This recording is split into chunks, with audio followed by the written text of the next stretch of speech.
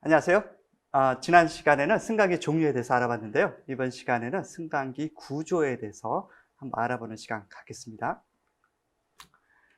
우선 권상기인데요. 권상기. 사람 이름 같기도 해요. 하지만 권상기라는 전동기의 동력을 와이어 로프를 움직이게끔 만드는 기계 장치를 말합니다. 그러니까 전동기는 돌아가는 힘이지만 돌아가는 힘이 와이어 로프를 올려주고 내려줄 수 있게끔, 때로는 좀 빨리 올릴 수도 있고 천천히 올라갈 수도 있고 이렇게 돼야 되겠죠. 그래서 와이어 로프를, 동력을 와이어 로프로 움직이게 만드는데, 이 권상기에는 전동기가 포함되어 있고요, 구동기가 있어야 되니까, 그리고 감속기, 이 모터를 회전력을 천천히 빠르게 조절할 수 있는 감속기, 그리고 또 브레이크, 비상정지 자체나 이런 것들은 빨리 서야 되고 멈춰야 될 때가 있겠죠. 그래서 브레이크, 그리고 요거를 효율적으로 움직일 수 있는 도르래, 그래서 끈을 연결해서, 그냥 무조건 줄을 잡아당기면 힘들 텐데 도르래를 연결해서 도르래를 천천히 돌리면 적은 힘으로 원활하게 올라갈 수 있고 내려갈 수 있게끔 이렇게 설치가 돼 있어. 이렇게 네 가지, 전동기, 감속기, 브레이크와 도르래로 구성되어 있습니다. 그래서 동력을 와이어 로프로 움직이는 그런 기구 장치, 기계 장치를 권상기라고 합니다. 그러면 우리 잠깐 그림을 잠깐 보시면, 우리 이 그림을 하고 명칭을 쓰고 이런 내용은 없어요. 걱정하지 않으시고 이해만 하시면 돼요. 이 권상기라는 것이 어디, 그래서 어떻게 생겼고 어떤 구조로 원령하고 이게 그럼 어디에 있을까? 그래서 사실은 이 권상기가 뭐 카에 있는 건지 아니면은 저 기계실에 있는 건지 정도 구별하실 수 있으면 돼요. 그래서 보면은 일단은 아까 말씀드렸듯이 제동기도 있지만 먼저 모터로 움직여서 어떤 구동력을 발휘해야 되는 전동기가 이렇게 있으면, 이 전동기의 기계 장치가 돼서 이 감속기를 통해서 또 제동기를 통해서 또 속도를 조절할 수 있게끔 하고, 최종적으로는 이렇게 우리 시브라 그러기도 하고 그 다음에 도르래라고 얘기하기도 했죠. 이 도르래가 이렇게 돌아가면서 와이어 로프를 이렇게 연결해서, 우리 보면 와이어가 두 줄인가, 한쪽은 카가 연결됐다면 한쪽은 이렇게 균형추에 연결되어 있겠죠. 그렇게 해서 이 도르래를 움직이게끔 이렇게 만들어요. 그렇다면 잘 생각해 보시면 이 기계 장치가 어디에 있어야 될까요? 그쵸? 기계실에 있어야 되겠죠. 그쵸? 기계 윗부분에 이렇게 딱 설치돼서 끈으로 이렇게 내리고 끈으로 이렇게 올려주고 또 여기를 내리면 이게 올라가고, 이렇게 이런 장치로 설치가 돼서 그러겠죠. 이게 카 안에 있으면 곤란하겠죠. 또 카에 있으면 좀 아무래도 어렵겠죠. 그래서 이제 기계실이나 또 카 상부에 또 설치가 되는 경우도 있습니다. 그래서 그렇게 카 내부에 있는 건 아니라는 거 이렇게 보시면 이게 기계실에 주로 있어야 되겠구나, 권상기가 이렇게 되겠구나 됐습니다. 그러면 이 권상기도 여러 가지 종류가 있는데, 이 보통 보시면 아까 기어드라 그랬어요. 기어드라는 건 기어가 동작해서 기어가 맞물려 가면서 어떤 구동력을 전달해 가는 방식이 기어드인데요. 여기 보시면 크게 두 가지 기어가 나와 있어요. 지금 웜기어와 헬리커일 기어가 나와 있어요. 이름이 좀 어려워. 웜기어는 뭔가 들어본 것 같아요. 진짜 말 그대로 벌레예요, 벌레. 벌레가 벌레? 웜이라는 벌레같이 생겼어요, 기어가. 그랬었는데 어떤 건 나중에 그림 잠깐 보시면 알까요? 또 헬리커일 기어가 있어요. 헬리커일 기어는 서로 이렇게 약간 비틀어진 톱니바퀴가 서로 맞물려 가면서 이렇게 돌아가는 방식인데 약간 효율이 좋아요. 그래서 그냥 일반적인 톱니바퀴는 조금 다르게 했는데, 이 두 가지는 제가 이 표를 지금 가지고 나왔는데, 이 표에 보면 헬리커일 기어와 웜기어에 대한 비교를 해서 이게 수치가 뭐 얼마냐 몇냐보다는 어느 게 더 효율적이냐, 어느 게 더 소음이 많이 나느냐, 어느 게 뒤로 갈 수 있냐 없냐, 이런 것들을 서로 비교해서 가려낼 수 있는 문제가 많이 출제되고 있어요. 그러니까 이 부분을 잠깐 보시면 좋겠습니다. 첫 번째, 웜기어와 헬리커일 기어. 그러면 웜기어는 허용 속도가 120m/분당입니다. 분당 120m 이하일 거고, 헬리커일 기어는 조금 더 느려요. 그렇죠? 그래서 분당 100m입니다.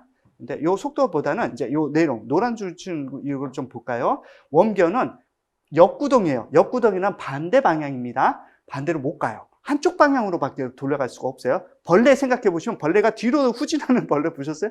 뒤로는 물론 이제 옆으로 이렇게 돌아서 가긴 합니다. 하지만 앞으로만 가기 때문에 웜기어, 앞으로만 가구나 생각해 보시면 좋을 것 같아요. 근데 헬리커일 기어는 그냥 같이 돌아가는 기구예요. 그렇기 때문에 이렇게 돌아가든 이렇게 되는 반대로 돌아가는데 거진 어려움이 없다는 거. 그래서 반대로 돌아가지 못하는 건 웜기어다 하나만. 그다음 효율은 어느 게 높을까요? 헬리컬 기어가 높아요. 그럼 웜기어는 뭘까? 물론 이제 기어의 동력을 전달하고 전환하는 방식에 따라서 헬리컬을 쓰고 웜기어를 쓸 수 있고 이렇게 사용 용도에 따라서 맞춰 쓰는 건데 이제 우리는 그냥 그걸 무시하고 비교하는 것 뿐이다 보니까 두 가지를 비교한다 보면 헬리컬 기어가 효율은 높습니다. 높은 데다가 제가 동그라미 쳐놓겠습니다. 그리고 헬리컬 기어 효율은 높고 웜기어보다 그 효율은 낮습니다. 웜기어가. 근데 웜기어와 헬리컬 기어 장단점이 하나 있어요. 소음이 어떨까요? 헬리컬 기어 소음이 커요. 제가 헬리컬 기어 이렇게 설명 한 번씩 할 때면 그 예전에 방앗간 가보셨으면 방아를 끼는 기어들이 참 많아요. 기어 기구들이 어쩌면 이게 돌아가는 것도 있고 웜기어도 있고 그런데 유달리 헬리컬 기어가 들어가 있는데 소리가 좀 많이 나더라고요. 확실히. 근데 웜기어는 스무스하게 소리 없이 막 돌아가요. 그래서 웜기어는 벌레니까 소리 안 나잖아요. 벌레 기어가는 거 소리 나요. 벌레를 생각하면 좋을 것 같아요. 그래서 벌레니까. 그래서 소리가 적고 대신 헬리컬 기어는 소리나 크고 소리가 큰 대신 효율은 좋은데 웜기어는 효율이 낮아요. 벌레가 일을 하면 얼마나 많이 할 수 있겠어요. 그렇게 생각하시면 외우기 쉽죠? 그렇게 해서 웜기어와 헬리컬 기어를 잠깐 비교하는 내용이 있었습니다. 요거는 종종 출제가 되고 있으니까 웜기어보다 헬리컬 기어는 어떻구나 좀 알아두시면 좋을 것 같아요. 자, 이 그림을 보시면은 왜 웜기어인지 아실 것 같아. 이 윗부분에 보면, 저는 어렸을 때 이렇게 자동차 장난감에 이런 기구가 참 많이 들어있었거든요. 그래서 회전축을, 자동차의 회전축을 이렇게 뒷바퀴에 모터는 여기 있는데 뒷바퀴에 돌리려면 긴 샤프트를 이렇게 돌릴 수밖에 없겠구나 하는데 후진은 못 하더라고요, 진짜. 그래서 이 회전 방향이 이렇게 되면 이 회전의 톱니에 따라서 나사선 밖에 아까 우리 나사 스크류드 방식 엘리베이터 기억나시죠? 그래서 얘가 이렇게 고정되어 있으면 이렇게 돌아갈 수, 요 한쪽 방향밖에 못 돌아가는 거예요. 이렇게. 그러면 자, 헬리컬 기어는 보면 이 축은 똑같아요. 이렇게 회전축은 똑같으면 여기 보시면 이렇게 맞물려 들어가고 있어요. 이렇게 맞물려서. 그러다 보니까 어떻게 될까요? 서로 치호가 보통 이제 나사선에 이렇게 치호라 그러죠. 튀어나온 부분이 서로 맞물려 가는 게 넓어요. 넓으면 어떨까요? 힘을 잘 전달할 수 있겠죠. 효율은 좋아. 근데 넓은 만큼 뭘까? 쇠가 쇠끼리 많이 부딪히니까 소리가 많이 나겠죠. 그래서 이런 장단점이 있다는 거. 그림만 보죠. 그렇구나. 이제 좀 이해가 되실 것 같아요. 자, 여기까지 이제 기어였어요. 그럼 기어가 없는 방식도 있나 보는데, 그런 기어가 없어요. 그래서 기어리스. 그래서 요즘 농담 삼아 브레인리스 이렇게 얘기하는데 기어레스 방식이 있어요. 기어가 없는 방식. 그러면 구동 모터에 기어 대신 뭐를 해요? 도르래를 연결하고 있어요. 그러면 아까는 이거는 아까 시프트로 이렇게 놓는 우리 보면 샤프트 방식으로 이렇게 돌려서 굳이 끊을 필요 없이 엘리베이터를 올리고 내릴 수 있었잖아요. 근데 이제는 그거보다는 좀 끈을 이용하면 어떤 장점이 있을까? 멀리, 높은 층 더 위 끝만 닿을 수 있으면 엘리베이터가 멀리 더 보낼 수 있고 아주 낮게도 내려갈 수 있겠죠. 그래서 기어드 방식은 뭐로요? 도르래를 주로 이용한다는 거예요. 도르래. 자, 그러면 도르래에 대해서 알아보겠습니다. 로프와 도르래의 마찰력을 이용해서 도르래 로프를 이제 움직이게 되는 기구인데요. 그러면 도르래가 마찰력을 더욱 크게 하기 위해서 어떻게 할까요? 홈을 좀 만들었어요. 홈을 만드는데 마찰력 크기가 이 홈에 따라서 달라지고 있는데 어떻게 되냐면은 우리가 해보니까 홈이 V홈이랑 언더컷, U홈 이렇게 세 가지 종류가 가장 효율적으로 잘 되더라. 그래서 이렇게 V, 언더컷, U홈 이렇게 해서 만드는데 여기 잠깐 그림을 보시면 이렇게 로프가 있다면 이 로프에 그렇게 맞게 이렇게 도르래를 만들었다. 이 로프예요. 그러면 어떻게 될까요? 로프에 맞으면 잘 미끄러지지 않고 마찰력이 좋을 줄 알았더니 이거보다 해보니까 조금 이 가운데를 더 파내는 게 효율적으로 더 잘 되는 것 같아. 그래서 아래를 조금 더 팠어요. 이렇게. 그랬더니 로프는 이렇게 되고 그랬더니 조금 더 효율이 좋고 마찰력이 좋아서 더 잘 미끄러지지 않고 그래요. 그래 이게 좋을까 했더니 더 해봤더니 나중에 V홈 전체를 이렇게 딱 V자로 일자로 딱 파는 게 이게 더 오히려 효율적으로 좋더라고요. 그래서 이렇게 마찰력의 크기가 큰 거로 따지면 우리 V자부터 언더, V 이렇게. 그래서 V, 승리의 V자, V가 최고다. 그래서 V자가 최고. 그 다음에 이제 언더, 조금 깠어요. 그리고 U자는 파지 않은 상태. 그래서 조금 카는 거와 하지 않은 것보다 V가 제일 크다. 그래서 승리가 됐다. 그래서 이렇게 도르래는 그 마찰력 크기에서 홈을 만들고 있다는 거, 그 홈의 차이가 V 최종적으로 제일 크다. 이런 거 알려주시면 좋겠습니다. 그러니까 마찰력은 이거 외에도 늘리는 방법이 또 있을까요? 한번 보시면 이 마찰력이라는 건 미끄러지는 걸 방지하는 거예요. 그래서 미끄러지는 방지하는 기술이 몇 가지가 더 있는지 봤더니 도르래에 로프가 감기는 각도인 권부각을 좀 크게 한대요. 이 얘기는 뭘까? 그러면 우리 로프가 이렇게 있으면 도르래가 있고 이렇게 도르래가 이렇게 연결되면 이 도르래가 감기는 방향이 이렇게 된 게 권부각입니다. 이 각도가.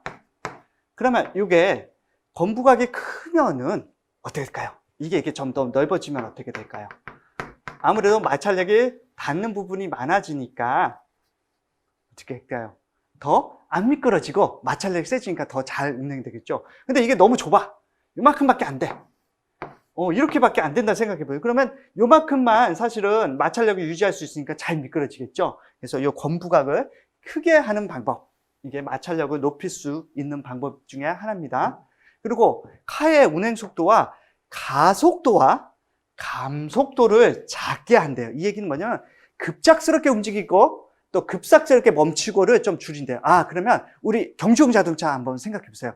경주용 자동차 속도가 굉장히 빠른데 처음에 시작할 때 뭘까요? 왱 하면서 굉음하게 바퀴가 먼저 돌아요. 차는 못 나가는데. 그러니까 뭐가 나죠? 항상 바퀴만 빨려드니까 바퀴가 미끄러져 버리잖아요. 그래서 끼 소리 나면서 붕 하고 가잖아요. 그러듯이 가속도와 감속도가 좀 너무 크면 미끄러질 수가 있어요. 그래서 감속도와 가속도를 좀 줄여서 처음에는 천천히 구동력을 발휘했다가 처음에 이제 어느 정도 돌아가면 그때 좀 빨리 돌리면은 그게 미끄러지지 않고 잘 운행이 되겠죠. 또 카와 균형축에 작용하는 장력비, 어느 게 이제 서로 하중이 딱 걸리는 힘에 줄이기 위해서 균형 체인과 균형 로프를 달아요.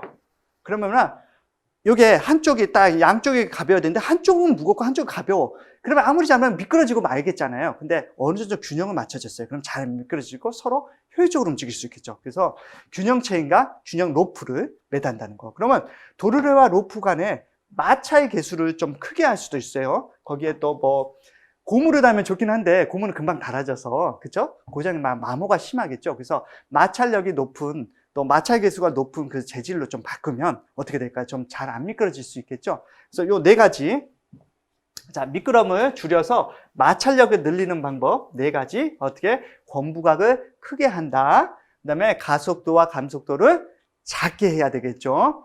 그리고 균형추의 작용은 장력비를 줄이기 위해서 균형 체인과 균형 로프를 설치한다. 그리고 마지막 마찰 개수를 좀 크게 한다. 어떤 재질을 변화한다든가 이렇게, 또는 만날 수 있고 접할 수 있는 면적을 좀 넓게 한다든가 크게 한다든가 하면 좋겠죠.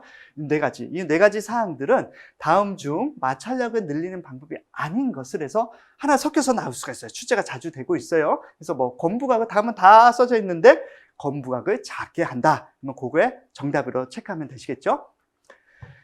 자, 권상기용 전동기에 대해서 한번 알아보겠습니다. 권상기용 전동기는 주로 삼상 유도 전동기가 사용되고 있는데요. 나중에 이제 유도 전동기와 그 상에 대한 것들은 나중에 나중에 마지막 단원에서 한번 알아보는 시간 갖겠고요. 우리는 이제 조건에 대해서만 좀 한번 알아볼게요. 이 조건에 대해서 주로 삼상 유도 전동기가 좀 사용된다는 거. 그래서 조건에 보시면 모터예요. 모터가 기동 전류가 좀 작아야지만 좋아요. 기동 전류는 처음에 시작할 때 엄청나게 힘이 많은 거, 전력이 막 소비돼요. 엘리베이터 그 건물에 있는데 엘리베이터 가동을 시키기 위해서 전력을 너무 많이 들여서 다른 데 불이 막 꺼지고 그런다면 엘리베이터를 사용할 수 없겠죠. 그렇죠? 그래서 기동 전류가 작을수록 좋겠죠.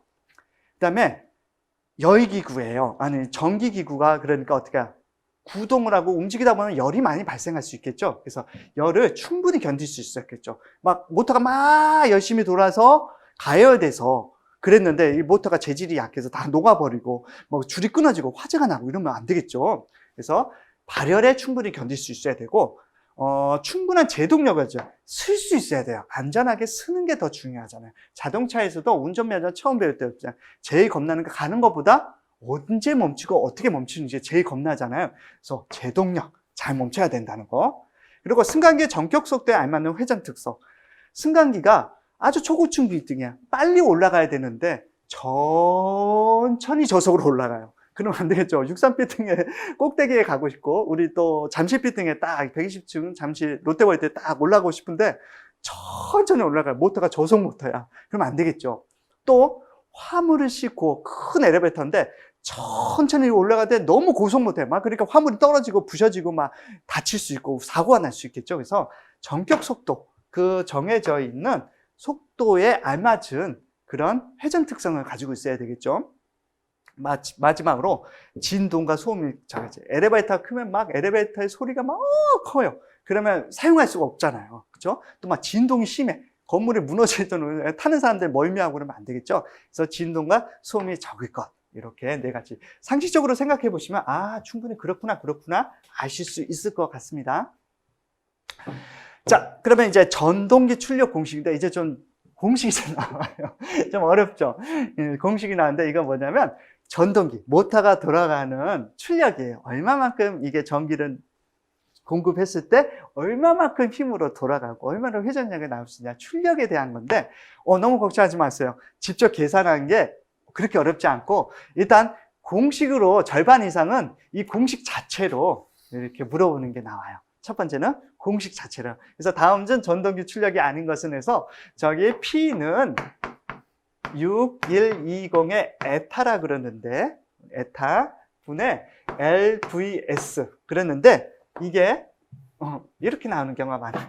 여기 에타가 여기 있고 S가 여기 있고 이런 경우가 절반 이상이 나올 추대돼서 이 공식 자체를 눈여겨두시고 혹시나 이거 구하라는 문제가 가끔 덜어 있는데 그러면 다 이게 주어져요. 전격 정지는 뭐 600입니다. 슬립은 1입니다. 효율은 뭐 0.2입니다. 뭐 전격 속도는 뭐 120입니다. 그 다음에 오버 밸런스율은 0.5입니다. 또는 이게 뭐 50%입니다. 이렇게 주어지면 그대로 적용하면 계산이 딱 나올 수 있게끔 나오거든요. 너무 걱정 안 하셔도 되고 이렇게 해서 대신 요 공식은 전동기 출력 공식의 P는 6120 에타분의 LVS 이렇게 6120 에타분의 LVS 이렇게 꼭 외워주시고 몇 번 써보시고 몇 번 풀어보시면 그 다음에 또 연습 문제 풀어보시다 보면 요거 제대로 되어 있는 것을 고르라는 문제가 좀 나오거든요. 거기서 골라보시다 보면 좀 익혀지실 거예요. 그래서 앞으로는 이제 공식이 조금씩 나오면 너무 걱정하지 말고 나 이거 해야 돼 하지 마시고 한 번씩 해보시고 익혀보시면 좋을 것 같습니다. 자, 제동기도 알아보겠습니다. 아까 모터를 돌리는 거 좋지만 쓰는 게 더 중요하다고 했어요. 그래서 회전을 정지시키는 건데 이 정지시키는 것 중에 우리 정지하는 경우는 브레이크 슈, 브레이크 드럼, 라이닝, 스프링. 우리 자동차 운전해 보시는 분, 또 차를 관리해 보시는 분은 이렇게 브레이크가 좀 잘 안 되고 소리가 난다 그러면 라이닝을 갈아야 돼요. 뭐 드럼이 나갔어요. 막 이런 얘기 많이 듣잖아요. 그래서 그거 구조랑 거의 좀 유사한 구조가 많이 있어요. 그리고 전원 공급 시에 제동기는 개방이 되고 전원이 차단되면 스프링에 의해 제동기가 작동한다. 이 얘기는 뭐냐면 전기 힘을 주면 멈췄다가 전기 힘을 빼면 얘가 돌아와야 되면 스프링이 걸어 놓는 거예요. 그래서 스프링 때문에 다시 돌아와서 제동기가 다시 뒤로 후진하면서 돌아갈 수 있게끔 한다는 그런 원리입니다. 그래서 엘리베이터의 정지에 대해서 한번 알아볼게요. 지금 엘리베이터가 정지할 때는 반드시 125%의 부하요 전속력으로 하가 할 때 정지가 가능해야 돼요. 물론 이제 뭐 위험 없이 안전하게 정지 또 이렇게 표현할 수는 있겠죠. 또 안전하게. 그래서 몇 퍼센트요? 125%. 그러면 일반 부하보다는 더 무거운, 그럼 전격 용량이 또는 뭐 15인승 엘리베이터라면 18명 또는 20명이 타고 이렇게 전속으로 하강하고 있어요. 꼭대기층에서 1층으로. 그래도 딱 멈출 수 있어야 돼요. 그래야지 안전하겠죠. 왜냐면 그거보다 조금 자기 15명 타는데 조금 몇 명 더 타서 그랬는데 내려가다가 이거 인원이 초과됐으니까 그냥 사고 나면 안 되겠죠. 그쵸? 그래서 125%가 기준입니다. 몇 퍼센트요? 125%. 자, 그리고 라이닝은 우리 이제 브레이크 슈와 아까 드럼 사이에 마찰력을 일으키는 부분인데, 마찰력은 딱 정지시킬 수 있게끔. 근데 라이닝의 조건에 대해서 보면 이게 딱 브레이크에서 어떤 디스크나 이런 거 딱 잡아주는 거예요. 이 구조에서 보면 요 브레이크 드럼이 돌아간다 그러면 이 라이닝이 양쪽에서 이렇게 해서 딱 눌러주는 거죠. 딱 눌러줘갖고 돌아가지 않게끔 딱 눌러서 잡아주는 거죠. 근데 이 잡아주는 라이닝이 어떤 구조가 돼야 될까요? 보면 내열성과 내마모성이 높아야 돼요. 내열. 마찰력이 발생하겠죠. 돌아가는 거 잡으면은. 그쵸? 근데 요게 열에 약해. 열이 나면은 그냥 녹아버려. 그러면 그 정지력을 발휘할 수 없겠죠. 또는 마모성. 돌아가면 단순히 마모가 되겠죠. 근데 마모성이 낮아. 그러면 그냥 한두 번 쓰면은 그냥 마모돼서 사용할 수가 없는 거게 되고, 또 고온에서 아주 열이 많이 발생해요. 그래서 고온에서 열이 발생해도 마찰 계수의 변화가 없어야 돼요. 처음에는 잘 되다가 이게 여러 동안 쏘서 빨리 돌아서 그럴 때 정지했을 때 고온이 발생하면 얘가 마찰 계수가 늦어져. 그럼 고온에서는 잘 안 돼. 그러면 안 되겠죠. 그래서 고온에서도 마찰 계수를 유지할 수 있고 변화가 없어야 된다는 그겁니다. 잘 생각해 보시면 혹시나 이런 문제가 나왔으면 골라보시면 그럴 수 있겠구나 생각해 보시면 충분히 풀 수 있는 문제를 생각합니다. 우리 로프에 대해서 알아보겠습니다. 아까 로프 현수식 또는 매다는 방식이라고 말씀드렸는데, 그래서 로프라는 카와 구동기구의 권상기, 아까 뭐요? 로프를 감아줄 수 있는 도르래와 이런 감는 기구들, 그쵸? 권상기를 연결하는 와이어 로프를 말해요. 우리 와이어. 우리 실기, 나중에 이제 필기가 끝나고 나서 실기 시험을 보면 제어반 구성도 하지만, 뭐든 와이어 로프 끝단 처리잖아. 그 소켓에 와이어 로프를 장착시키는 그 작업도 실제로 하는데요. 이 와이어, 그 로프를 말씀하는 거예요. 그래서 로프의 구조와 특징을 먼저 보면, 로프는 크게 세 단계로 좀 나눠져 있어요. 가운데 있는 건 심강 또는 코어라고 그러는데요. 가운데 부분, 이거는 사실 우리가 외관으로 딱 보면 강철 구조인데요. 안에 보면 강철이 아니라 어떻게 되냐면 섬유 조직으로 돼요. 요즘 합성수지 계열로 되어 있는 굉장히 단단, 우리 줄다리기 할 때 그 단단한 끈 이런 걸로 되어 있습니다. 그리고 소선이라고 되어 있는데 와이어가 이렇게 막 꼬여져 있어요. 근데 잘 보면 철사로 이렇게 되어 있거든요.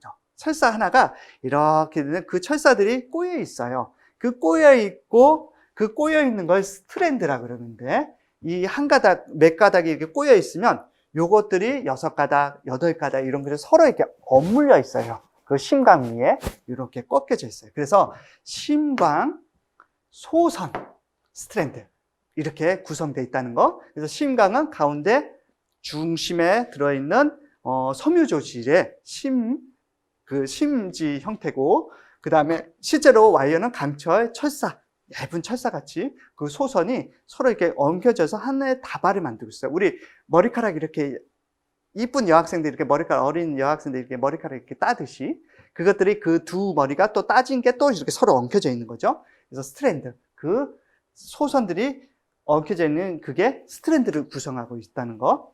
이렇게. 그럼 로프를 한번 봐볼까요? 자, 로프는 아까 말씀드렸듯이 우리 심강이 이렇게 안에 있어요. 섬유 조직. 그러고 나서 하나하나의 우리 강철선, 소선이라고 했죠. 소선들이 이렇게 있는데, 그리고 이 소선들이 하나의 다발을 형성하고 있는데, 이게 이제 스트랜드라 그랬어요. 이렇게 묶여 있어요. 사실은 단면적으로 잘라서 고르게 있지만 이게 서로 꽈져 있는 거예요. 그리고 이 스트랜드가 하나, 둘, 셋, 넷, 다섯, 6개가 있네요. 6개에서 서로 꼬아져 있어요. 그래서 지금 제가 와이어 로프를 잠깐 들고 나왔습니다. 그래서 보면 이게 이제 와이어 로프가 이렇게 끝단을 이렇게 처리해서 그런데, 이렇게 보시면 이렇게 지금 꼬여져 있어요. 그래서 보면 이 꼬여져 있는 게 이렇게 풀어보면 안에 심강이 이렇게 섬유 조직에 심강이 이렇게 있어요. 그리고 나서 이 하나하나의 강철선들이 이렇게 꼬여져서 스트랜드를 만들고 있어요. 이렇게 이걸 풀어보시면 이렇게 소선들이 하나씩 풀어지고 있어요. 이걸 소선들이 묶여서 하나의 스트랜드를 만들고 있고, 이 스트랜드 자체가 또 이렇게 꼬여져서 계속 서로 얽혀서 전체적인 와이어 루프를 만들고 있습니다. 이렇게 해서 스트랜드, 또 심과 그다음에 소선 이렇게 나눠져 있다는 거. 그렇다면 우리 로프의 특징 한번 볼까요? 로프는 로프와 체인의 가닥수는 스탠드를 기준으로 그래서 이제 3본 이상이어야 돼요. 그래서 로프와 체인의 가닥수, 스트랜드 기준으로 3본 이상이에요. 스트랜드가 3개 이상.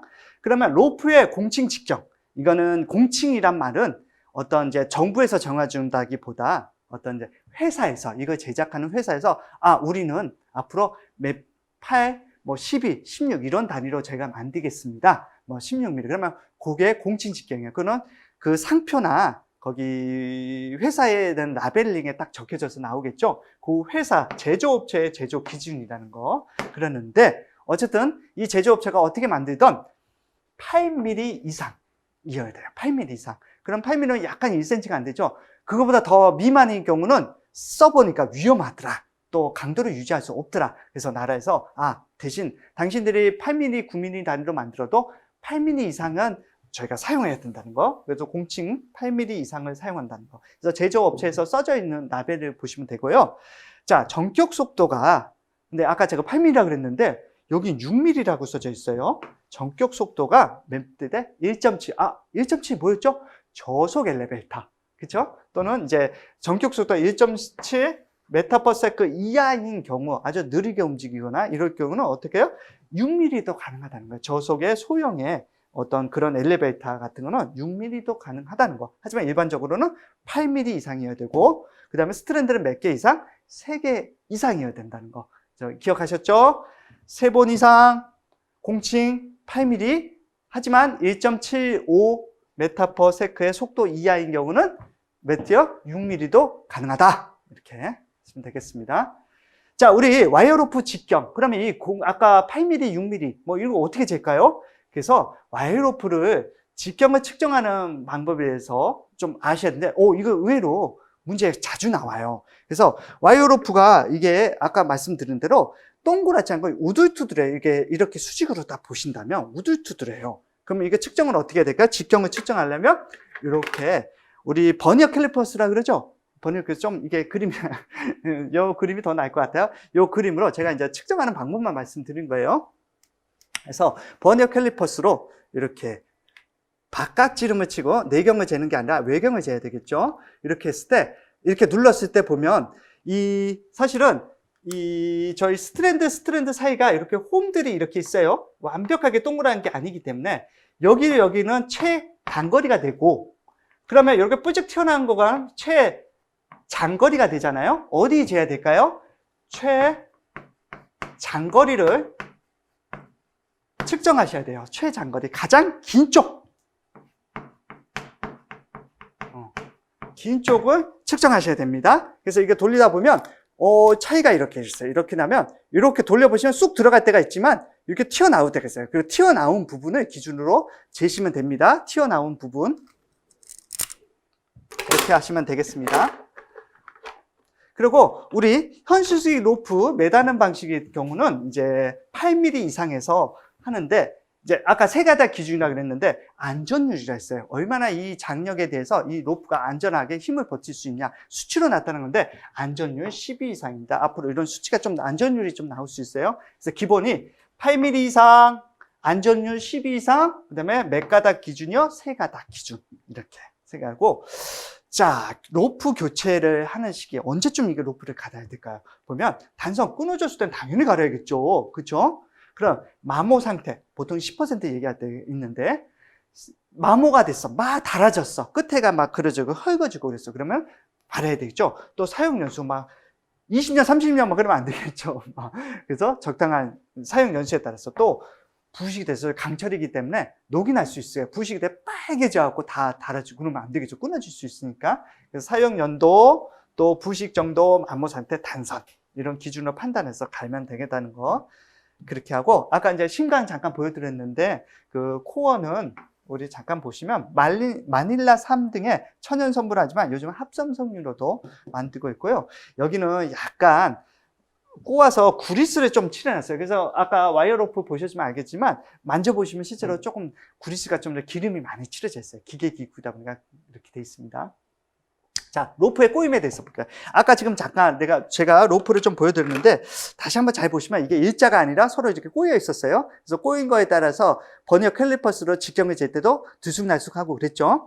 이 꼬임 방향에 대해서 우리는 굉장히 좀 눈여겨봐야 될 부분이 있어요. 어떤 거?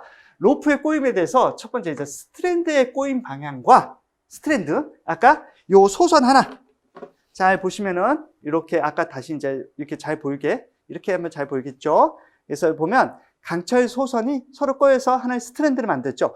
얘의 꼬이는 방향도 있고 이 스트랜드들이 서로 꼬여서 이게 전체적으로 꼬여지는 방향이 있을 수 있겠죠. 요 두 가지에 따라서 보통 꼬임과 랭 꼬임으로 구별하고 있어요. 보통 꼬임과 무슨 꼬임이요? 랭. 왠지 랭이라는 소리가 들으면 뭔가 이렇게 반대인 것 같아. 그렇죠? 보통은 그냥 일반적으로 뭐 이렇게 왼손 잡으면 왼손을 하겠지, 오른손 잡으면 오른손을 꼬겠지 이런 느낌이 들고요. 그렇죠? 그래서 보통과 랭 꼬임을 하는데 자, 보통이 어떤 건지 먼저 보겠습니다. 스트랜드의 꼬임 방향과 로프의 꼬임 방향이 어떻게 해요? 서로 반대예요. 잘 생각해 보시면 이렇게 꽂았으면 얘를 전체로 꽂을 때 반대로 꽂아주시면 어떻게 서로 안 풀려지고 더 강도를 세게 유지할 수 있겠죠. 그래서 서로 반대 스트랜드와 전체 꼬임 방향이 로프의 꼬임 방향이 반대라는 거. 이게 보통 꼬임이에요. 그러면 일반적으로 사용하죠. 보통이니까 보통 많이 쓰니까 일반적입니다. 자, 요거 두 개 반대가 일반적의 보통 꼬임. 그럼 랭 꼬임은 뭐예요? 이거 반대면 또 뭐가 있어요? 같은 방향이겠죠? 그래서 스트랜드과 꼬임 방향, 로프의 꼬임 방향이 서로 일치한다. 그래서 랭 꼬임. 그리고 반대에 따른 보통 꼬임. 이건 어렵지 않죠? 랭 꼬임 뭔가 반대인 것 같은데 사실은 보통 꼬임이 반대고 랭 꼬임은 이제 특별하게 그거의 반대로 사용한다. 그런 데는데 자. 여기서 이제 스트랜드가 서로 이제 감아져 가는 방향이 있어요. 이렇게 스트랜드가 서로 감아져 가는 방향을 잘 이렇게 입체로 생각을 하셔야 돼요. 그러다 보면 스트랜드가 이렇게 감겨져 가는 방향이 있어요. 이 방향에 따라서 Z와 S로 구별하는데요. 이제 잘 보세요. 이거는 그냥 외우셔야 돼요, 사실은. Z, 보통. 그래서 이런 식으로. 그래서 Z 꼬임은 Z예요. 뭐 요즘 저기 하는데 Z, 마징가 Z도 있고 이렇게 하는데 Z자 형태고 이게 일반적이래요. 아까는 보통 꼬임이 일반적이었잖아요. 근데 이게 Z 꼬임이 그래서 먼저 써졌어요. 그러면 S 꼬임은 뭘까요? 스트랜드와 꼬임 모양이 S자 형태라 이렇게 좀 이체로 생각하면 S자 형태로 돼 있대요. 그러면 S 꼬임. 자, 그러면 우리 일반적인 게 보통 꼬임과 Z 꼬임이었어요. 그쵸? 보통 꼬임과 Z 꼬임이 일반적이었어요. 그러면 우리 일반적으로 이 그림 이제만 보시면 알 것 같아요. 일반적으로 보통 꼬임과 Z 꼬임을 주로 사용한다는 거. 보통 Z. 보통 마징가 Z가 인기가 있으니까 마징가 Z. 요런 젊은 세대는 마징가 Z를 못 보셔서 그러는데 그렇게 Z. 이렇게 해서 보통 꼬임을 Z 꼬임. 그러면 어떻게 볼까요? 이게 보통 꼬임의 Z 꼬임이에요. 우리 아까 보통이 스트랜드와 전체 감는 방향의 반대라 그랬잖아요. 그래서 보통 꼬임과 Z 꼬임. 그래서 주로 이제 출제가 되면 이런 식으로 많이 돼요. 그러니까 이제 그림 4개를 보여주고 다음 중 일반적으로 사용하는 꼬임은 또는 뭐 로프는 이렇게 나오면 여기서 Z와 보통 꼬임을 찾으셔야 되는 거거든요. 잘 보시면 요 그림을 딱 보시면은 다른 거랑 구별하는데 어려움 없으실 것 같아요. 그래서 이렇게 S와 Z 이렇게 된다. 근데 요 보면 이렇게 요거는 촘촘한데 요거는 좀 덜 촘촘하네요. 이렇게. 그래서 이렇게 감겨져 간다는 거. 그리고 그 감겨져 가는 방향이 이렇게 입체로 이렇게 튀어나와서 이렇게 된다는 거. 이렇게 되거든요. 이렇게 Z와 S 아니 S가 아니라 Z와 보통 꼬임이 주로 사용된다는 거. 그래서 보기는 1번 이렇게 고르시면 될 것 같아요. 랭 꼬임은 이제 반대죠. 반대로 저기 꼬여져 있는 거. 그래서 로프에 로핑과 랩핑이 있어요. 이제 로프에 로핑과 로프라는 거는 이제 감는 거, 랩핑은 이렇게 감기는 거 이런 게 나오는데 우리 이제 로핑 방식 한번 볼게요. 이제 진짜 로프를 이게 걸치는 거 이렇게 던져서 걸치듯이. 그래서 1대1 로핑이 있고 이게 도르래를 기준으로 해요. 2대1 로프도 있고, 뭐 1대3, 4대1, 6대2 뭐 이런 방식도 있대요. 근데 1대2가 2대1에 대해서 조금 더 우리가 눈여겨봤으면 좋겠습니다. 그래서 1대1 로핑은 뭐냐면, 도르래와, 부하와 하나씩 로프가 이게 연결되는 거예요. 그래서 주로 이제 승객용 엘리베이터에 사용되고, 2대1이면 거기 아까 1대1에다가 하나를 부하 쪽에, 그러니까 카가 되겠죠. 화물, 적재하면 화물. 거기에 뭐를 하나를 도르래를 더 설치한 거예요. 그렇게 하면 어떻게 할까? 힘이 조금 더 적게 걸려요. 우리 보면 중학교 때 과학책에 보면 이렇게 도르래를 하나만 걸면은 들어올리는데 힘이 거는데, 그걸 도르래를 하나 더 길면 들어오르는 길이는 길어지지만 힘은 좀 더 줄어드는 경우가 있었어요.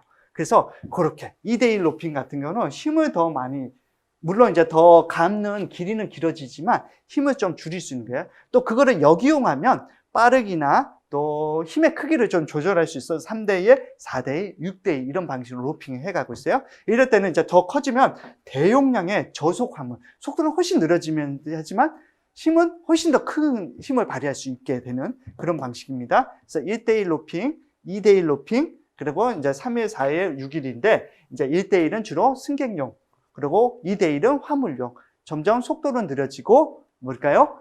힘은 커지고, 이렇게 된다 생각하시면 좋을 것 같습니다. 그래서 보면, 우리 이제 잠깐 요 속력만 보시면 될 것 같아요. 이제 로핑과, 1대1 로핑을 기준으로 한다면, 로프의 장력, 걸리는 힘, 또 길이, 이렇게 되면, 이제 2대1은 아까 뭐죠? 중간에 도르래를 하나 더 설치한다 그랬어요. 그러다 보니까 속력은 좀 더 느려요. 왜? 거기도 고쳐가야 되니까. 2분의 1로 줄어드는데. 근데 로프에 걸리는 힘, 실제로 걸리는 힘이 조금 더 줄어들었어요. 2분의 1로. 그러면 로프 길이는 더 늘어나요. 그쵸? 더 늘어나야지 같은 거리를 움직일 수 있겠죠. 왜? 도르래가 하나 더 설치되니까.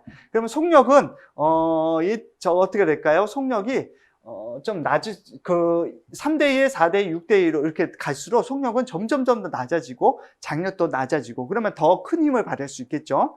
그리고 길이도 길어지고, 또 도르래가 많이 설치되고 하니까 복잡해져요. 기구가. 또 로프가 장력이 많이 걸리기도 하지만, 도르래와 많이 마찰하고 하다 보니까 서로 어떻게 될까요? 마모가 많이 되겠죠. 그러다 보니까 수명이 짧아지고, 조합적으로 이제 하면 서로 이제 조합하고 어떤 이게 기구 구조가 복잡해지면서 효율은 점점 더 떨어지겠죠. 여러 가지 거치게 되니까. 이건 잘 생각해 보시면 되는데 1대1과 2대2의 차이만 좀 더 생각해 보시면 될 것 같아요. 길이는 더 길어지고 또 복잡해지고 하지만 로프의 장력이나 또 속력이 더 줄어든다는데 힘은 좀 커진다. 그렇게 생각하시면 좋을 것 같습니다. 그래서 지금 1대1 로핑과 2대1 로핑이 이렇게 나왔어요. 왼쪽에 1대1 로핑, 오른쪽에 2대1 로핑인데, 자, 같은 그거와 저기 했는데, 뭐가 달라요? 맞아요. 부하 쪽. 그러니까 우리 카와 거기 쪽에 뭐가 하나 더 달아서, 도르래가 하나 더 달았어요. 그래서 바로 연결돼서 고정된 게 아니라, 여기는 바로 없어서 고정이 안 됐는데, 그래서 1대1로 바로 하나와 하나가 1대1로 딱딱 만들고 있는데, 얘는 하나, 2, 1 이렇게 되고 있죠. 한 로프, 부하 쪽에 하나의 로프에 지금 도르래가 2개가 들어가고 있어요. 그러다 보니까 물론 힘은 좀 줄어요. 우리 중학교 때 이거 과학 실험할 때 했었는데 여기 하나 더 달면 대신 이제 요 행정길이라 그러죠. 우리 그렇게 로프가 이 길이가 훨씬 2배가 길어지는 대신 힘은 더 2배가 된다. 뭐 이렇게 사용했었던 거 기억나시죠? 그래서 1대1 로핑, 2대1 로핑. 아, 그렇구나. 하나가 더 생기면 2배가 되니까 힘은 2배, 2분의 1로 줄겠구나. 이런 생각이 들겠죠? 어렵지 않을 것 같아요. 그래서 랩핑은 이제 이게 거치는 거였다면 이제 랩핑은 이제 많은 거예요. 또 많은 거. 이렇게 감는 건데 랩, 우리 하면 뭐 포장한다는 그런 뜻이잖아요. 그래서 도르래를, 로프를 감는 방식을 말하는데 이제 감을 때 싱글이냐 뭐 더블 랩이냐 이런 거 차이가 있어요. 싱글 랩이라는 건 말 그대로 혼자 하나. 더블 랩이라는 거는 2번이겠죠. 2번. 더블이니까. 그래서 근데 잘 보시면 싱글 랩이라면 한 바퀴를 다 감는 게 아니라 반 바퀴를 감아요. 반 바퀴를 감고 이제 그림 보시면 잠깐 이해 되실 겁니다. 그리고 중조속의 엘리베이터. 아무래도 보니까 뭐 저기 좀 뭐 빠르지 않아도 될 때는 이렇게 반만 가서 저기 해도 효율도 높게 하겠죠. 하지만 더블 랩은 완전히 한 바퀴를 이렇게 돌려요. 더블 랩이라는 걸. 그래서 고속 엘리베이터를 사용해서 더블 랩은 로프의 승무경을 누르기 위해서 로프의 수명을 늘리기 위해서 도르래 마찰력이 적은 뭐를 사용한다? 아무래도 수명이 좀 줄겠죠. 많이 부딪히니까, 많이 마찰력을 사용하니까. 그래서 가장 아까 효율이 낮지만 오래 사용해서 유홈을 사용했다는 거. 이렇게. 그쵸? 유홈 기억나죠? 가장 효율이 높았고 마찰력이 큰 건 뭐였죠? V홈, V. 승리의 V. 이렇게 됐죠? 이렇게. 그래서 싱글랩과 더블랩이 있고, 싱글은 한 바퀴일 것 같지만 반 바퀴고, 더블은 그걸 한 바퀴 온전히 감았을 때 더블이라고 이렇게 하는데, 한쪽 면을 생각하시면 좋을 것 같아요. 일반적으로. 자, 여기 보면 랩 방식이 있어요. 싱글랩이라는 것은 이제 이렇게, 여기 보시면 우리 권부각이라 이렇게 말씀드렸잖아요. 그래서 도르래가 이렇게 원형이 있으면 거기에 로프가 이렇게 감기는 거의 반 정도. 얘도 보면 이렇게 반 정도, 3분의 2 정도, 실제로 4분의 2 정도 되지만 이렇게 되는데, 더블랩은 뭐냐? 여기에 한 바퀴가 온전히 이렇게 감겨져요. 또는 이렇게 이를 감아서 이렇게 나온다든가, 두 개를 동시에. 그럼 뭘까요? 이렇게 한 바퀴 감아지니까 여기 아래도 있잖아요. 그쵸? 아래도 있어서 권부각도 크지만 어떻게 할까요? 힘도 많이 자고 마찰력도 세지지만 그만큼 기계기구도 복잡하고 수명은 줄어들겠죠. 그쵸? 그렇게 되는 건 보조 도르래와 주도르래를 감는 방식에 따라서 또 이렇게 랩핑 하는 방식에 따라서 이렇게 보조와 더블랩이 이어진다는 거. 자, 여기 이제 승강기의 속도가 나왔습니다. 전격 속도라는 것은 운행할 수 있는 속도죠. 운행하는데 적정한 속도를 말씀드립니다. 그러면 속도를 구하는 공식. 저번에 또 나왔는데 6120의 에타분의 LVD가 나왔는데 이번에 뭐가 나왔어요? 1000분의 파이 DN이 나왔어요. 이거는요. 회전하는 기구에 일반적으로 회전기구의 회전 속도를 구하는 공식이에요. 그래서 보면 회전기구니까 뭐가 나올까요? 원이 나오겠죠. 원이 나오면 우리 아주 어렸을 때부터 중학교 때부터 많이 했던 초등학교 6학년부터 나온 것 같더라고요. 보면은 파이 원주율 그리고 D는 뭘까요? 다이아메타에서 원의 지름 또는 직경이라고 말씀드렸죠. 실제로 어떤 측정했을 때 나타나는. 그리고 너는 회전 속도, 회전 수 몇 번 회전하냐? 뭐 분당 몇 번. 그래서 자동차에 보면 우리 운전 계기판면 뭐 적정 토르크가 뭐 800이냐? 분당 800번을 도는 그런 회전수가 있죠. 그래서 RPM 메타라기도 하고 RPM. 그래서 우리 보면 자 공식은 1000이 기준으로 그래서 이제 파이분의 D 하면 원주율이구나 뭐 돌아가는 거구나 얘가 원을 따라서 오니까 다시 제자리에 오는 그런 운동을 하는 거구나 알 수 있고 이게 돌아다 보니까 이게 어떤 거리 몇 미터에 갔냐 보다는 얘가 제자리에 돌면서 몇 번 돌았냐라는 회전수를 좀 할 수 있겠죠. 그러고 나서 전체적으로 얘가 감속비 어느 정도의 속도가 늘고 적어에 대한 감속비였냐 이거는 공식도 좀 알아두면 1000분의 파이 DNI 1000분의 파이 DNI고 뒤에 보면 저기 단위는 미니츠 분당 몇 메타로 표시되게 돼 있어요. 분당으로 한다면 몇 메타 갈 수 있는 그렇게 해서 하는데 여기 나와 들어가는 저기 수치들은 다 문제에서 주어져요. 그래서 이 문제는 고르는 것보다 약간 구하라고 이렇게 나오는 경우가 많거든요. 그래서 이건 주어지지 않고 이 공식도 좀 외우고 계셨다가 보면 1000분의 파이 DNI 그렇게 했구나. 그래서 파이가 뭐였고 D가 뭐고 이게 원이 몇 짜리 도르래가 30짜리면 30 넣고 뭐 회전수가 분당 뭐 20 하면 20 넣고 I가 뭐 저기 감속비가 2대1 뭐 0.2다. 그럼 0.1을 딱 넣고 그래서 계산하면 이렇게 딱 나와요. 이건 실제로 계산할 때 계산기를 넣으세요. 계산기로 계산해서 장인표서 하고 물론 이제 요 정도 단위는 어렵지 않게 그 여백이나 이렇게 적어서서 하시는데 큰 어려움은 없을 거라고 봐요. 그러니까 요거 1000분의 파이 DNI 저기 모터의 전격 속도, 승강기의 전격 속도, 모터의 회전 속도를 구할 때 사용하는 공식이었습니다. 우리 가이드레일을 잠깐 볼까요? 이제 이 가이드레일은 우리 자동차는 이제 차선에 따라서 가고 우리 기차나 전철 같은 경우는 레일을 따라서 가잖아요. 거기 레일에서 벗어나면 사고가 났듯이 승강기도 사실은 그 승강로 안에서 그냥 자율적으로 움직일 것 같은데 보면 레일이 설치가 돼 있어요. 그래서 레일에 딱 잡고 흔들리지 않게끔 그래서 레일을 타고 올라가서 안정적 운행되고 있는데 그 레일을 가이드 레일이라고 합니다. 또는 우리 주행을 잘 안내해서 주행을 할 수 있게끔 만든다 그래서 주행 안내 레일이라 하고요. 우리 가이드 레일이란 그래서 한마디로 그냥 우리 칼을 잡아주는 기구예요. 잡아주는 기구를 말해요. 그래서 가이드레일의 목적 잘 보시면 이거 좀 중요할 수 있어요. 가이드레일 목적에 대해서 좀 이렇게 고르는 문제가 가끔 나오는 게 있거든요. 카와 또는 기능을 설명할 수 있겠죠. 카와 균형추의 위치를, 카와 균형추 카가 이렇게 움직이는 거를 딱 조정해서, 얘가 균형을 막 흔들리면서 움직이면 위험하겠죠. 그래서 딱 맞춰서 그 자리로만 움직여서 할 수 있게끔 규제해서 그 딱 범위를 정해줬고, 운행 중에 카가 기울어지면 안 돼요. 막 이쪽에 좀 승객이 실었다가 이렇게 삐뚤어지고 그러면 어떻게 할까요? 거기 탔던 사람이 뭐 쏠리고 이렇게 다치고 할 수 있겠죠. 이쪽에 좀 쏠려도 그대로 올라갈 수 있게끔, 그럼 뭔가 딱 잡아주는 기구가 있어야 되겠죠. 그래서 기울어짐을 방지하게끔. 그리고 마지막으로 비상정지 장치가 작동했을 때 수직으로 딱 승강기가 내려오다가 멈췄어요. 또 올라가다가 탁 멈췄어요. 그러면 이게 하중이 엄청날 거 아니에요. 움직이던 게 멈췄으니까.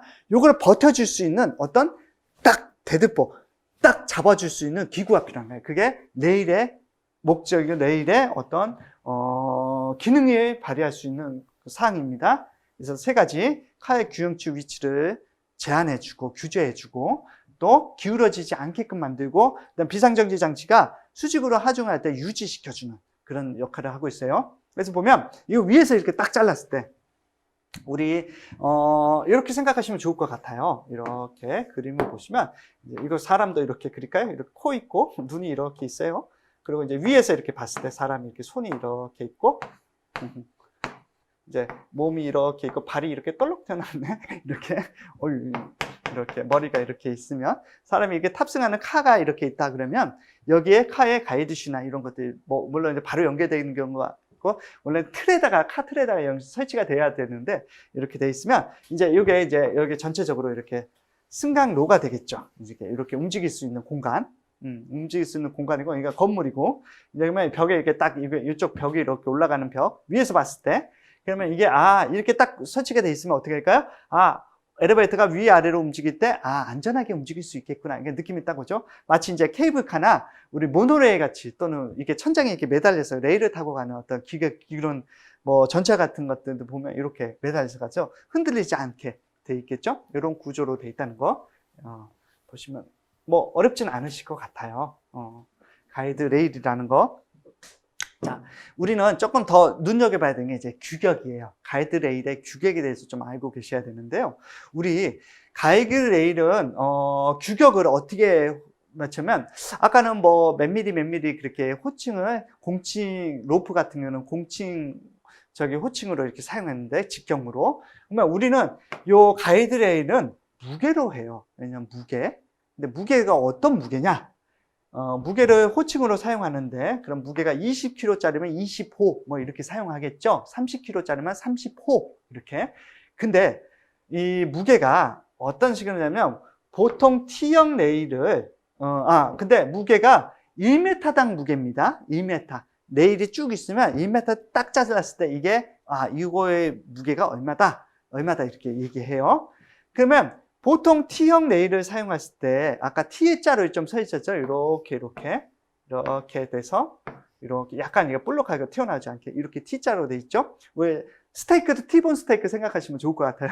그게 등뼈 이렇게 딱 고정되듯이 하듯이. 이렇게 해서 공칭 무게를 사용하는데, 아까 무게 1m당 무게라고 했죠? 이 공칭도 회사에서 제조하는, 우리 거는 뭐 요게 몇 g입니다. 몇 kg입니다. 일단 8kg, 8kg, 1m짜리가 8kg입니다.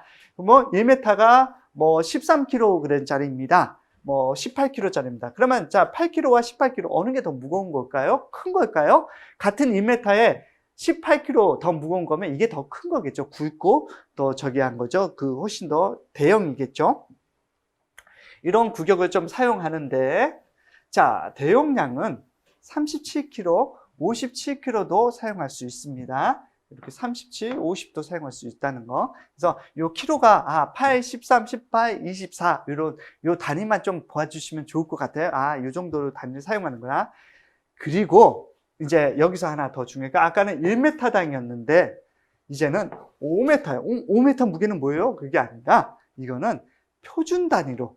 그러면 1m씩 잘라주시면, 그럼 1m씩 끊으면 세상에 한 건물이 보통 층고가 3에서 4m면 4개를 불어야 돼. 그러면 그거를 몇십 개를 연결해야지 승강로 만들수면 가는 게 덜컹덜컹. 기차 왜 타고 가면은 레일에 가면 중간에 덜컹덜컹 소리 나는 게, 선로 연결할 때 보면 바퀴가 조금씩 그 슬링하면서 그러잖아요. 그러면 운행하는데 되게 문제가 많겠죠. 그래서, 효율적으로, 또 너무 길어. 막 그러면 그거를 운반하기도 어렵고 세우기도 어렵게 하겠죠. 그래서 효율적으로 하다 보니까 5m 단위로, 5m 단위로 표준 단위로 제작하고 있어요. 5m짜리 레일을 갖고 이렇게 이제 하는 거죠. 물론 이제 무게가, 자, 8K짜리라면 5m니까 8호 40kg이 되겠죠. 그쵸? 1m가 뭐 13kg짜리고 24, 그러면 13K짜리면 1m가 뭐 5m 한 단위 경우 3, 5, 15, 65kg 정도 되겠네요. 뭐 그렇게도 생각할 수 있는데, 이제 그걸 아니라 우리는 1m당 무게, 그다음에 실제 레일은 표준 단위 5m 단위로 잘라서 사용하고 그렇게 산다는 거. 그리고 가이드레일에 허용 응력이 있어요. 나중에 이제 기계 기초에 대해서 마지막 과목에서 다시 한번 자세히 한번 알아보는데, 응력이라는 것은 내가 무언가 밀었어요. 그럼 미는 힘에 대해서 얘가 반대로 딱 방어해서 다시 원위치게 되는. 고무 타이어나 공을 생각해보면 공을 이렇게 눌렀어요. 물론 바람 빠진 공 말고 바람이 차 있는 거. 그래서 고무공을 누르면 나중에 손을 딱 대면 어떻게 할까? 공이 이렇게 부풀러서 딱 원위치가 되죠. 그렇게 반대하죠. 왜냐면 외부에 탄력이 있어. 그러면 그걸 버텨낼 수 있는 힘이 있어야지 딱 유지시킬 수 있는데, 외부에 힘이 있으면 그냥 부셔져. 그러면 안 되겠죠. 그래서 그 응력이 2,400kg, 1cm. 작은 요만큼의 1cm에 2,400. 2.4톤이에요. 뭐, 그러면 그 정도의 응력이, 허용 응력이 있어야지 이렇게 땡 하고 원위치할 수 있어요. 그래서 전체적인 구조와 탄성을 유지할 수 있다는 거 알아두시면 좋을 것 같고요. 요 표는 가이드레일의 규격에 대한데, 요거는 표를 외울 수는 없어요, 사실은. 8, 13, 18, 24, 30. 그래서 요걸 뭐 채워넣기 이런 거 나오지 않고, 전체로, 요런 형태로 하고, A 형태는 대충 요렇게 호칭이 되는 공칭이 8짜리는 요 길이가, 자, 보면 B, 이렇게 T형으로 이렇게 돼 있다면, 여기 이제 여기 승강로 벽이죠. 벽에 보면 B짜리가 8km면 이렇게, 8K짜리는 여기가 전체가 78mm 정도 되는구나, 요 길이가. 그러면 이제 조금 더 13K면 조금 더 커지겠죠. 그러면 89가 되는구나, 이렇게. 그 표이고요. 요거는 이제 요런 식이구나. 그럼 E는 뭘까요? D는 뭘까요? D는 여기서 뭐 이렇게 우리 가이드 슈를 잡아줘서 이렇게 빠지지 않게 이렇게 하는 턱이 걸려 있는 요 부분의 깊이, 이게 D면 뭐 26이나 30이나 이렇게 되는구나. 구별할 수 있으면 돼요. 근데 그게 어렵지는 않으실 거예요. 보시면 표가 주어지고 하니까 보시면 알고, 혹시나 이 문제가 나오는 부분에 한번 저랑 한번 잠깐 보시면 될 것 같고. 자, 가이드레일의 점검 사항입니다. 점검, 레일에 또는 3대 결정 요소라 하겠는데, 이 가이드레일을 점검할 때 우리 이제 승강기 기능사의 가장 큰 활용과 또 가장 큰 임무 중에 하나가 점검과 안전 운행이에요. 안전 운행. 그래서 안전 과목도 따로 편성되어 있는데요. 그래서 우리는 앞으로 가이드레일, 이런 기술과 이런 구조를 배우면서 어떻게 하면 안전적으로 효율적으로 운행할 수 있는지를 잘 공부해 보시면 좋겠습니다. 그래서 보면 좌굴하지 않아야 돼요. 비굴하지 않아야 돼요. 비굴하지. 한쪽으로 이렇게 기울어지면 안 돼요, 엘리베이터가. 그래서 딱 중심을 주셔서 수직으로 쫙 올라가고 잘 내려갈 수 있게끔 잘 유지시켜주고 돼야 돼요. 그 다음에 2번 잠깐 볼게요. 카 또는 균형추가 레일에서 이탈하지 않아야 돼요. 맞아요. 그렇죠. 이탈하면 안 되겠죠. 근데 어떤 상황이요? 지진, 그리고 비틀림이나 지지력의 한도를 넘어가. 내가 힘이 조금, 내가 버틸 수 있는 힘 이상을 되면, 그래도 이게 균형추가 레일에서 이탈하면 안 돼요. 그리고 레일의 응력이 탄성한 게 아까 2,400이었는데 넘어가도 그래도 버틸 수 있어야 돼요. 그래야지 딱 중심을 잡을 수 있겠죠. 그렇죠? 그리고 칸의 불균형한 큰 하중이 레일을 버틸 수 있어요. 카에 탔는데, 같은 승객이 탔는데, 뭐 저는 체중이 많이 나는 건 아니지만 저희 아들들은 저보고 체중이 많이 나는다고 그러는데, 어쨌든 뭐 저희 가족이 탄다 그러면 제 아들 둘이 이렇게 타는 거랑 저랑 이렇게 쓰면 저쪽으로 기울겠죠. 근데 엘리베이터가 이렇게 기울었고 다니면 안 되겠죠. 기울게 조금 이쪽에 하중이 좀 쏠려더라도 딱 수평을 유지해서 그대로 쫙 올라갔다가 그대로 쫙 내려올 수 있게끔 이게 가이드레일이 잘 잡아줄 수 있어야 되겠죠. 그래서 좌굴하지 않고 또는 균형추가 또는 레일에서 또는 카가 레일에서 이탈하지 않게끔 잘 잡아줘야 되고, 불균형한 큰 하중도 레일이 잘 버텨서 안전한 운행이 가능하게끔 돼야 되겠습니다. 이렇게 어렵지 않은 내용이라 혹시나 이제 문제로 나오게 된다면 그 내용, 그래, 그렇구나. 그렇지. 좀 고르시면 될 것 같습니다. 우리 이제 핵심 정리 문제 한번 보겠습니다. 그러면 다음 주 와이어 로프의 구성 요소가 아닌 것은, 자, 와이어 로프에서 세 가지가 나왔었죠. 우리 소선이랑 뭐였죠? 소선이 꼬여져 있는 스트랜드와 그 안에 와이어 로프 전체에 심각이 있었잖아요. 시브. 좀 이렇게 되니까 이게 도르래였잖아요, 도르래. 그렇죠? 도르래는 아니었죠. 권상기의 구조 요소였죠. 자, 그러면 보면 레일의 표준 길이, 레일의 표준 길이 나왔어요. 표준 길이 뭐였죠? 1m. 아니요, 그건 공칭 무게였잖아요. 그쵸? 무게 단위였잖아요. 그래서 뭐였어요? 5m 단위로 판다 그랬잖아요. 그래서 5m 단위로 딱 잘라서 팔고 그랬죠. 표준 길이.